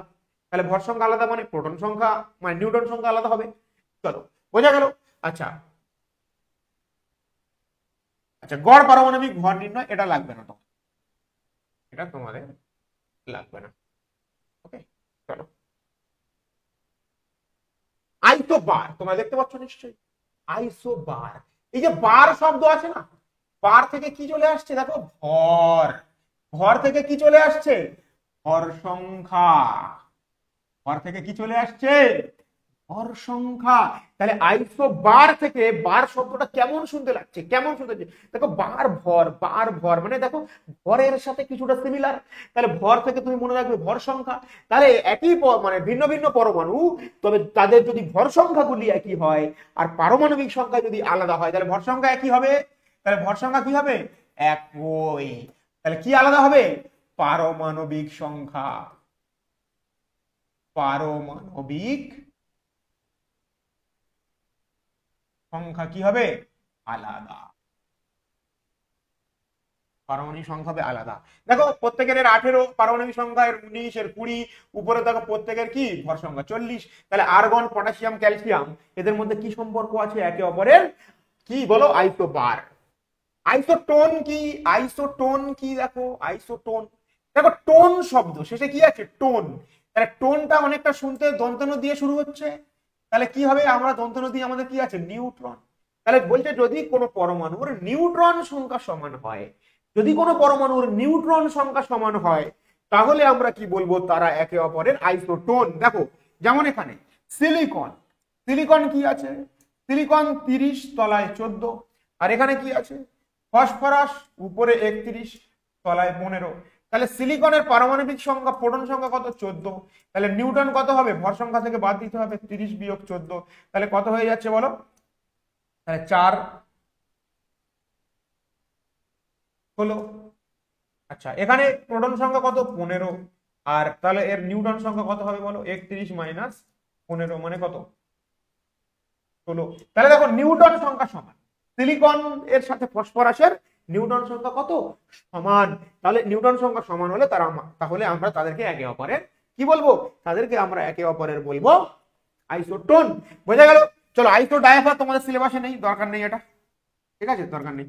তাহলে আমি আরো একবার বলে দিচ্ছি, আইসোটোপ কাকে বলে? আইসোটোপ কাকে বলে? যাদের পারমাণবিক সংখ্যা একই তাদেরকে আইসোটোপ, যাদের ভর সংখ্যা একই তাদেরকে আইসোবার, আর যাদের নিউটন সংখ্যা একই তাদেরকে আইসোটোন। কিভাবে মনে রাখবো? নিউটনের শেষে দন্তান্ন, সেখান থেকে নিউটন। আইসোবারের শেষে বার, বার শব্দটা সিমিলার টু ভর, এবং আইসোটোপের ক্ষেত্রে শেষে প আছে, প থেকে পারমাণবিক সংখ্যা। চলো নেক্সট। এইবার চলে আসছে কি বলো? নিউক্লিয় বল। কি চলে আসছে বলো? নিউক্লিয় বল থাকে। তাহলে নিউক্লিয়াসের মধ্যে কি থাকে? প্রোটন থাকে। আবার নিউক্লিয়াসের মধ্যে কি থাকে? নিউট্রন থাকে। কিছু কিছু বিজ্ঞানী বলছেন যে প্রোটন কি হয়? কন্টিনিউয়াসলি নিউট্রনে পরিণত হয়, নিউট্রন কন্টিনিউয়াসলি প্রোটনে পরিণত হয়। নিউক্লিয়াসের মধ্যে এই খেলা চলে, এবং এই প্রোটন আর নিউট্রনের মধ্যে এক ধরনের আকর্ষণ বল থাকে, যে বলের ফলে প্রোটন আর নিউট্রন একসঙ্গে নিউক্লিয়াসের মধ্যে অবস্থান করে। এই বলটাকে বলে নিউক্লিয় বল। চলো দেখে নাও, বিজ্ঞানী হাইজেনবার্গের মতে পরমাণু নিউক্লিয়াসের মধ্যে প্রোটন ও নিউট্রনের মধ্যে প্রতিনিয়ত অবিরাম গতিতে চার্জের আদান বিনিময় হয়, ফলে প্রোটন নিউট্রনে রূপান্তরিত হতে থাকে। তার ফলে প্রোটন নিউট্রনে এবং নিউট্রন প্রোটনে রূপান্তরিত হতে থাকে। এই পারস্পরিক রূপান্তরের ফলে তখন প্রোটনগুলির মধ্যে একটা বৈদ্যুতিক বিকর্ষণ বল দূরীভূত হয়, এবং তাদের মধ্যে একটা আকর্ষণ বল তৈরি হয়। এদের মধ্যে স্বল্প পাল্লার বিশেষ এক আকর্ষণজনিত বলের উদ্ভব হয়। এই আকর্ষণ বলকে নিউক্লিয় বল বলে। তুমি সহজে মনে রাখতে পারো, তুমি সহজে মনে রাখতে পারো যে তুমি সহজে মনে রাখতে পারো তুমি সহজে মনে রাখতে পারো প্রোটন ও নিউট্রনের মধ্যে যে আকর্ষণ বল, প্রোটন ও নিউট্রনের মধ্যে যে আকর্ষণ বল ক্রিয়া করে, দ্যাট ইজ নিউক্লিয় বল। ওকে, এবং এই প্রোটন এবং নিউট্রনকে একসঙ্গে নিউক্লিয়নও বলা হয়। ঠিক আছে, চলো দেখো, এইবার আমরা চলে এসেছি মৌলের ইলেকট্রন বিন্যাস। ভালো করে তোমাদের বুঝতে হবে, ভালো করে তোমাদের বুঝতে হবে। দেখো এখানে কি কি তোমাদের 20টা মৌল মুখস্থ রাখতে হবে। এই 20টা মৌল কিন্তু তোমাদেরকে একদম মুখস্থ রাখতে হবে। কি কি আছে বলো? হাইড্রোজেন আছে, helium, lithium, beryllium, boron, carbon, nitrogen, oxygen, chlorine, neon, sodium, magnesium, aluminium, silicon, phosphorus, sulphur, chlorine, argon, potassium, calcium. তোমাদের কিন্তু প্রত্যেকটা মৌলের নাম এবং তাদের সংকেত কিন্তু মুখস্থ করতে হবে। তাহলে এদের প্রত্যেকটার নাম এবং কি নাম এবং ইলেকট্রন নাম এবং সংকেত তাদের কিন্তু মনে রাখতে হবে। এবং পরপর, যেমন হাইড্রোজেন 1 নম্বরে আছে তাই এর পরমাণু ক্রমাঙ্ক 1, আর যেটাই পরমাণু ক্রমাঙ্ক ওটাই কি? ওটাই পারমাণবিক সংখ্যা। পরমাণু ক্রমাঙ্ক মানেই পারমাণবিক সংখ্যা। পরমাণু ক্রমাঙ্ক মানে কি? পারমাণবিক সংখ্যা। তাহলে হাইড্রোজেন 1 নম্বরে আছে তাই ওর পারমাণবিক সংখ্যা 1। আর তোমাদেরকে আমি বলেছি যেটাই পারমাণবিক সংখ্যা সেটাই ইলেকট্রন সংখ্যা। তাহলে হাইড্রোজেনের 1 পারমাণবিক সংখ্যা, আর ইলেকট্রন 1টি। হিলিয়ামের পারমাণবিক সংখ্যা 2, ওর ইলেকট্রন সংখ্যাও 2। লিথিয়ামের পারমাণবিক সংখ্যা 3, ইলেকট্রন সংখ্যাও 3। ওকে, চলো এইটা এখানে পরে আসছি, তার আগে আমি তোমাদেরকে একটু নিয়মটা শিখিয়ে দিই। চলো দেখো নিয়ম কি, নিয়ম আছে এখানে। নিয়ম কি? নিয়ম কি? 1 নম্বর নিয়ম কি? দেখো, কক্ষপথ একটা কাল্পনিক ব্যাপার, বিভিন্ন সংখ্যক কক্ষপথ থাকতে পারে। কোন একটা পরমাণুর বিভিন্ন সংখ্যক কক্ষপথ, যেমন হাইড্রোজেনের একটা কক্ষপথ, হিলিয়ামের একটা কক্ষপথ, তাহলে বিভিন্ন সংখ্যক কক্ষপথ থাকতে পারে। তাহলে নিউক্লিয়াসকে কেন্দ্র করে এই যে কক্ষপথ গুলো আছে না, আমি আরো একটু বড় করে আঁকি, দাঁড়াও এদিকটাতে আঁকি। এটা মনে করো 1 নম্বর কক্ষপথ, 2 নম্বর,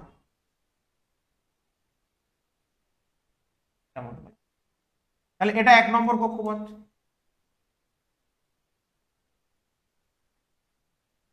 এটা মনে করো 2 নম্বর কক্ষপথ। এটা 3, এটা 4।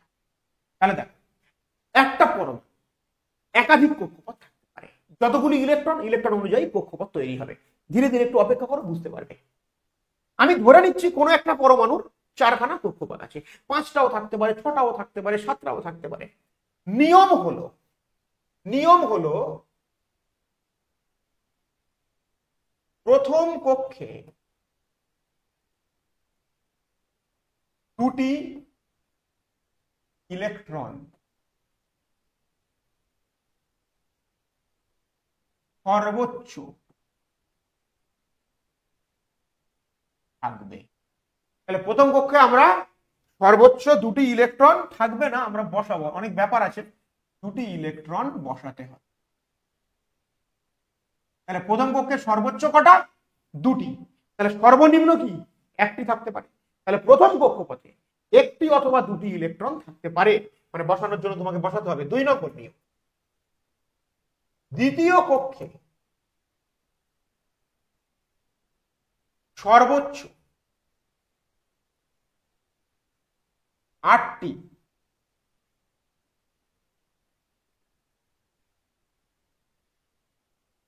ইলেকট্রন বসাতে হবে সর্বোচ্চ। সর্বনিম্ন কটি? তাহলে এক থাকতে পারে, 2টো ইলেকট্রন থাকতে পারে, 3টে ইলেকট্রন থাকতে পারে, 4টে, 5টা, 6টা, 7টা, 8টা, কিন্তু কখনো 9টা থাকবে না। ওকে। 3 নম্বর, তৃতীয় কক্ষে 8টি ইলেকট্রন বসাতে হবে। 4 নম্বর, চতুর্থ কক্ষে 18টি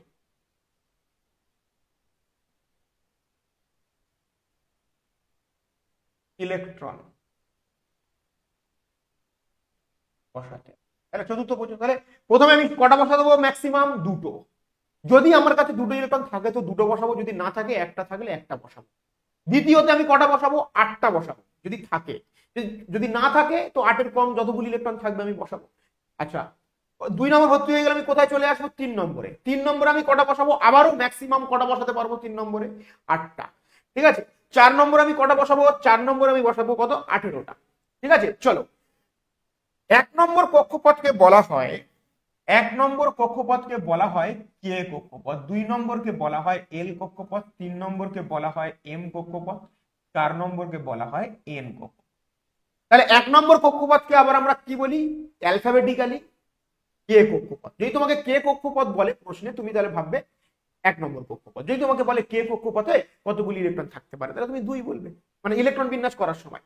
এল কক্ষপথে 2 নম্বর কক্ষপথকে এল, 3 নম্বর কক্ষপথকে এম, 4 নম্বর কক্ষপথকে এন। ভালো করে বুঝে নাও, কিন্তু আমরা কিন্তু ইলেকট্রন বসাচ্ছি 3 নম্বরে কটা?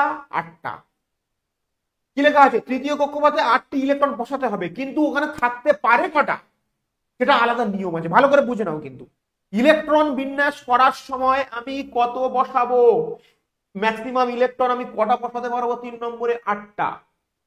ঠিক আছে, কিন্তু 3 নম্বরে সর্বোচ্চ ইলেকট্রন থাকতে পারে কটা সেটা কিন্তু আলাদা বিষয়, একটু পরে বলবো।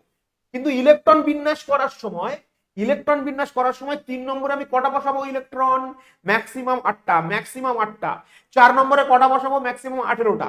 18টা বসাতে লাগবে না আমাকে, মোটামুটি 1 নম্বরে 2টো ইলেকট্রন বসাবো সর্বোচ্চ, 2 নম্বরে 8টা ইলেকট্রন বসাবো সর্বোচ্চ, 3 নম্বর কক্ষপথেও 8টা ইলেকট্রন বসাবো, কিন্তু থাকতে পারে কটা সেটা আলাদা টপিক। ঠিক আছে, কিন্তু ইলেকট্রন বিন্যাস করার সময়, বারবার বলছি, ইলেকট্রন বিন্যাস করার সময় 3 নম্বরে আমি 8টা ইলেকট্রন বসাবো। চলো এইবার আমি তোমাদেরকে বিষয়টা বুঝিয়ে দিই। দেখো, মনে করো হাইড্রোজেন। তাহলে হাইড্রোজেনের কাছে, হাইড্রোজেনের পারমাণবিক সংখ্যা কত? 1।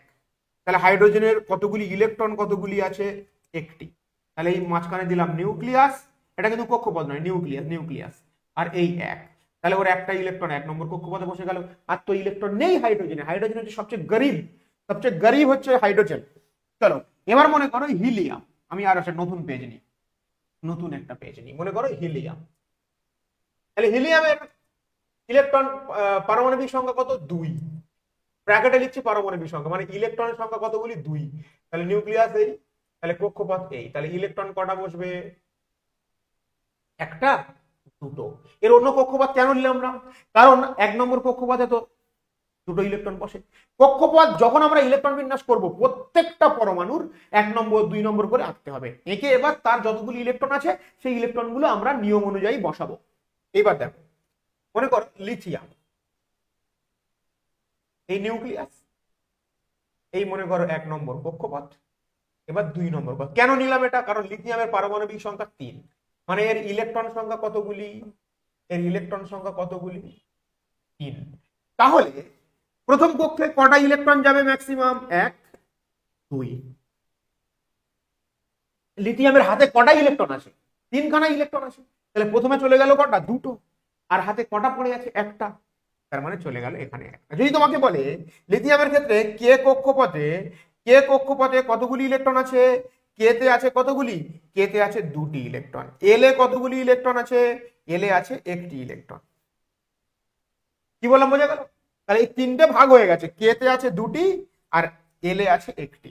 লিথিয়াম। এবার চলে আসছি আমরা বেরিলিয়াম। বেরিলিয়ামের কত বলো? বেরিলিয়াম 4। এটা তোমাকে মুখস্থ করতে হবে, ইলেকট্রন আছে 4টে। তাহলে তাহলে দেখো, প্রথম কক্ষপথে কটা? 2টো। পরের কক্ষপথে কটা হলো? চলো, বেরিলিয়ামের পরে আছে মনে করো বোরন। বোরনের কত? 5। তাহলে কি হবে? প্রথম কক্ষপথে কটা? আচ্ছা, আমি যোগ চিহ্নটা দিচ্ছি না ভুল করে। তাহলে প্রথম কক্ষপথে কটা? 2টো।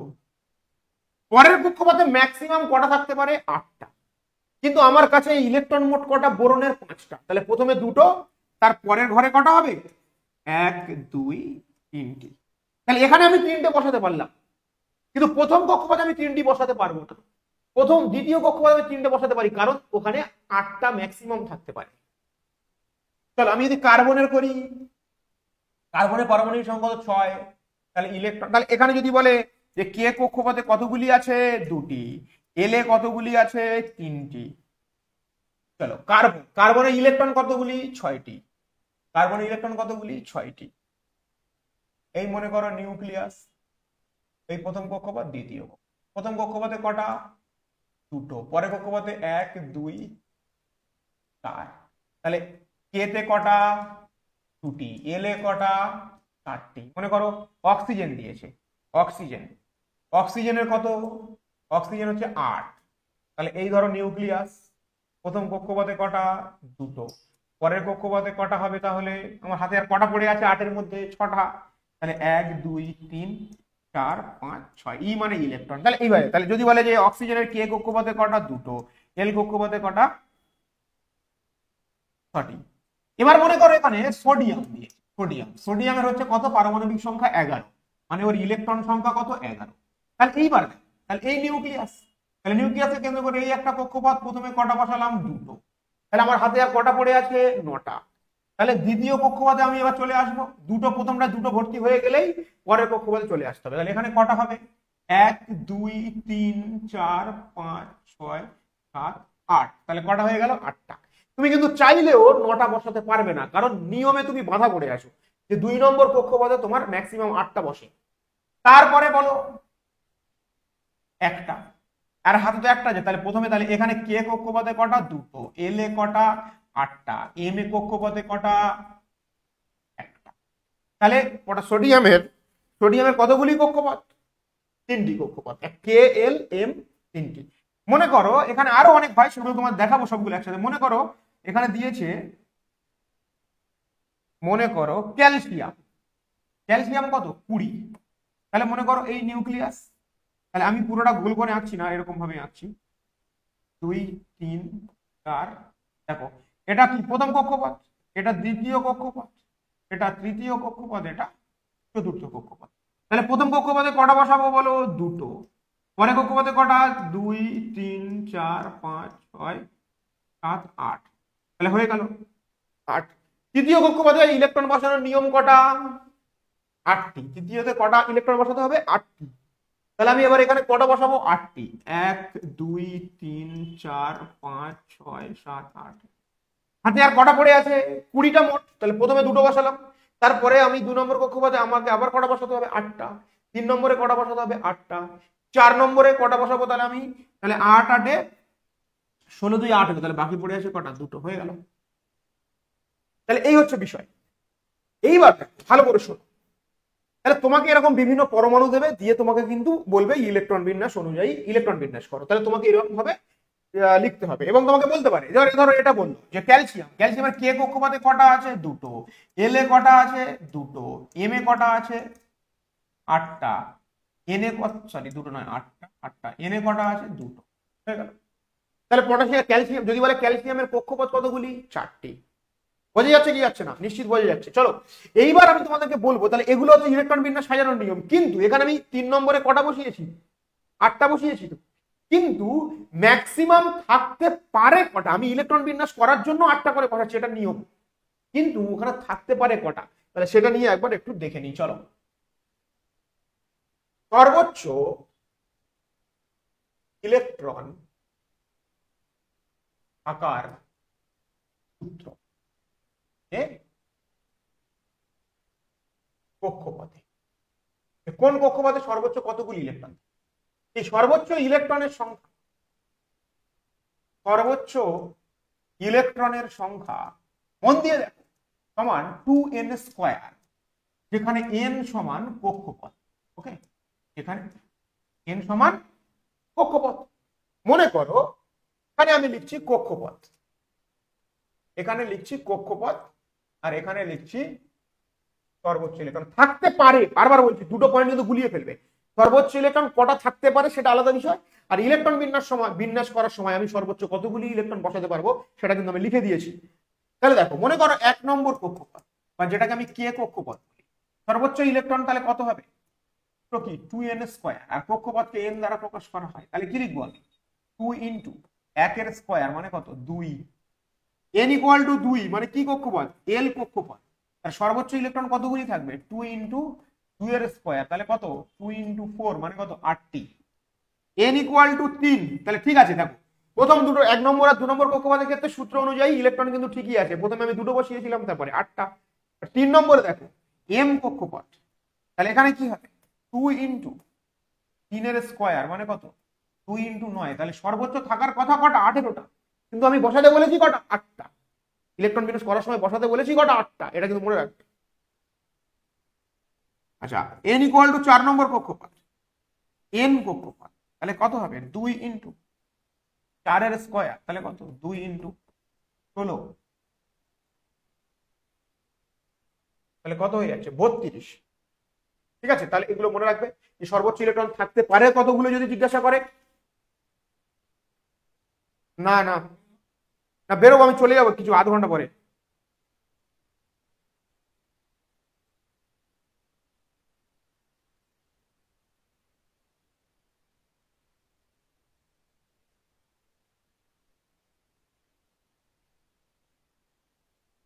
তাহলে বোঝা গেল এটা। তাহলে এইভাবে কিন্তু আমরা ইলেকট্রন বিন্যাস করব। চলো এবার আমরা একটু দেখে নিই ছকটা। দেখো, হাইড্রোজেন ওর ইলেকট্রন সংখ্যা 1, হাইড্রোজেনের ইলেকট্রন সংখ্যা 1, তাই প্রথম কে কক্ষপথে একটা। হিলিয়ামের দেখো ইলেকট্রন সংখ্যা 2, তাই প্রথম কক্ষপথেই দুটো আছে। লিথিয়ামের কে কক্ষপথে দুটো, এল কক্ষপথে একটা, কারণ মোট 3খানা, ভাগ হয়ে যাচ্ছে 2 1, 4 2 2 এ ভাগ হয়ে যাচ্ছে কি। দেখো বোরনের কত, প্রথমে কত আছে? 5। কে তে কটা? দুটো, এল এ 3খানা। একই রকম ভাবে দেখো 2 4, এটার ক্ষেত্রে দেখো নাইট্রোজেনের 2 5, আচ্ছা অক্সিজেনের 2 6, ফ্লুরিনের 2 7, নিয়নের 10, প্রথমে 2 পরের কক্ষপথে 8। মানে কে কক্ষপথ মানে এটা হচ্ছে 1 নম্বর কক্ষপথ, এটা 2 নম্বর কক্ষপথ, এটা 3 নম্বর কক্ষপথ, এটা 4 নম্বর কক্ষপথ। সোডিয়ামের কত ইলেকট্রন কতগুলি? 11, তাহলে 3 ভাগে ভাগ হয়ে যাচ্ছে, 2 8 আর 1, কারণ 2 নম্বরে 8টির বেশি ইলেকট্রন থাকতে পারে না। ম্যাগনেসিয়াম 12, 2 8 2। অ্যালুমিনিয়াম 13, 2 8 3। সিলিকন 14, 2 8 4, ঠিক আছে। ফসফরাস 15, তাহলে প্রথমে কক্ষে দুটো, 8 10 10 আর 5 15।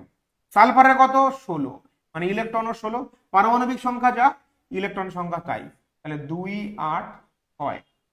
ক্লোরিন কত 17, 2 8 7।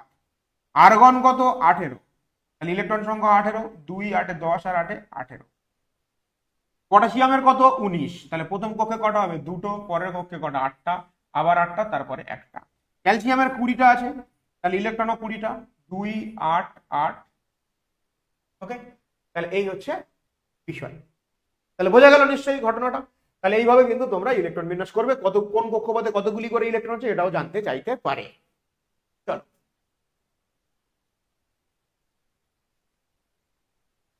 নেক্সট দেখো, এবার এখানে একটা পয়েন্ট দেখো রয়েছে, এই পয়েন্টটা তোমাদেরকে একটু বলে দিই। এটা হচ্ছে বোর পরমাণু মডেল থেকে আসছে, এটা বোর পরমাণু মডেল থেকে আসছে। বোর পরমাণু মডেল কি বলছে, যে কক্ষ থেকে কক্ষান্তরে ইলেকট্রনগুলি গমনের ফলে শক্তি শোষণ বা বিকিরণ হয়। তাহলে এটার জন্য আমাদেরকে একটু বোর পরমাণু মডেল জানতে হবে। বিজ্ঞানী বোর কি বলছেন, বলছেন নিউক্লিয়াসকে কেন্দ্র করে যে কক্ষপথগুলি আছে, এই প্রত্যেকটা কক্ষপথ হলো এক একটা শক্তির স্তর। নিউক্লিয়াসের কাছের কক্ষপথগুলি হলো নিম্ন শক্তি স্তর, দূরের কক্ষপথগুলি হলো উচ্চ শক্তি স্তর। তাহলে এটাকে যদি 1 নম্বর হয়, এটা 2 হয়, এটা 3 নম্বর, এটা 4 নম্বর কক্ষপথ। তাহলে নিউক্লিয়াসকে কেন্দ্র করে বিভিন্ন কক্ষপথ রয়েছে। নিউক্লিয়াসের কাছের কক্ষপথগুলিকে বলে নিম্ন শক্তি স্তর, দূরের কক্ষপথগুলিকে বলে উচ্চ শক্তি স্তর। এবং তিনি তাহলে কি বললেন, এবং বললেন প্রতিটি কক্ষপথের শক্তি নির্দিষ্ট, এবং তিনি কি বললেন শক্তি নির্দিষ্ট। ওকে, এইবার উনি বললেন যে যদি নিম্ন, মনে করো 1 নম্বরের শক্তি 10, 2 নম্বরের শক্তি 20, 3 নম্বরের শক্তি যদি 30 হয়, আর 4 নম্বরে 40, তাহলে প্রত্যেকটি কক্ষপথের শক্তি কি নির্দিষ্ট। তাহলে যদি কোনো ইলেকট্রন মনে করে আমি 1 নম্বর থেকে 2 নম্বরে একটু ঘুরতে যাবো, একটু ঘুরে আসি, তাহলে কি করতে হবে, তার শক্তি হতে হবে কত 20, তার মানে কি শক্তি শোষণ করতে হবে। তাহলে তাহলে নিম্ন থেকে উচ্চতে গেলে শক্তি শোষণ করতে হবে। আর যদি কোনো উচ্চ কক্ষপথ থেকে নিম্ন কক্ষপথে আসে, মনে করো 3 নম্বর কক্ষপথ থেকে কোনো ইলেকট্রন 1 নম্বরে আসতে চাইছে, তাহলে তাকে কি করতে হবে, শক্তি ছাড়তে হবে তাকে। তাহলে 3 নম্বর থেকে 2 নম্বরে আসছে, তাহলে কি হবে, শক্তি কি করতে হবে, বিকিরণ করতে হবে। কারণ ও যদি 3 থেকে 2 1-এ আসে, তাহলে শক্তি কি 10 হতে হবে, কারণ 1-এ আসতে গেলে শর্ত কি শক্তি 10 হতে হবে, তার মানে কি শক্তি ছাড়তে হবে ওকে। তাহলে উচ্চ শক্তি স্তর থেকে যদি নিম্ন শক্তি স্তরে আসে, তাহলে শক্তির বিকিরণ করতে হবে, নিম্ন থেকে উচ্চতে গেলে কি করতে হবে, শক্তি শোষণ করতে হবে। এটাই ছিল। তো চলো আমি এটা লিখে দিই, নিম্ন থেকে উচ্চ কক্ষপথে গেলে উচ্চ কক্ষে শোষণ,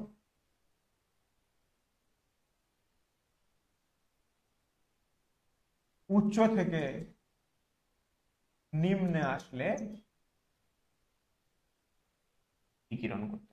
ওকে, চলো নেক্সট, তেজস্ক্রিয়তা। তেজস্ক্রিয়তা সম্পর্কে আমরা একটু জেনে নেব, ঠিক আছে। তেজস্ক্রিয়তা সম্পর্কে আমরা একটু জেনে নেব। দেখো তেজস্ক্রিয়তা মানে কি, অনেক অনেক মৌলিক পদার্থ, অনেক মৌল আছে, অনেক পদার্থ আছে যেগুলো থেকে অটোমেটিক্যালি এক ধরনের শক্তি নির্গত হয়, অটোমেটিক্যালি এক ধরনের শক্তি নির্গত হয়, ঠিক আছে, এক ধরনের বিকিরণ হয়, একে তেজস্ক্রিয় বিকিরণ বলে। দেখো হেনরি বেকারেল, কোন বিজ্ঞানী, হেনরি বেকারেল কর্তৃক তেজস্ক্রিয়তা আবিষ্কারের ঘটনা ইউরেনিয়াম ঘটিত পদার্থ থেকে ভেদন ক্ষমতা সম্পন্ন এক প্রকার অদৃশ্য রশ্মি স্বতঃস্ফূর্তভাবে অবিরাম নির্গত হয়, এবং রশ্মি নির্গমনের কোনো অবস্থাতেই বন্ধ হয় না, এটিকে নিয়ন্ত্রণ করা যায় না। এই রশ্মির নাম হলো বেকারেল রশ্মি। তাহলে ইউরেনিয়াম থেকে বিজ্ঞানী বেকারেল প্রথম ইউরেনিয়াম নিয়ে গবেষণা করেছিলেন, এবং তিনি দেখলেন ইউরেনিয়াম থেকে এক প্রকার অদৃশ্য রশ্মি ক্রমাগত নির্গত হচ্ছে, কিন্তু তার সেই নির্গত হওয়াকে বন্ধও করা যাচ্ছে না।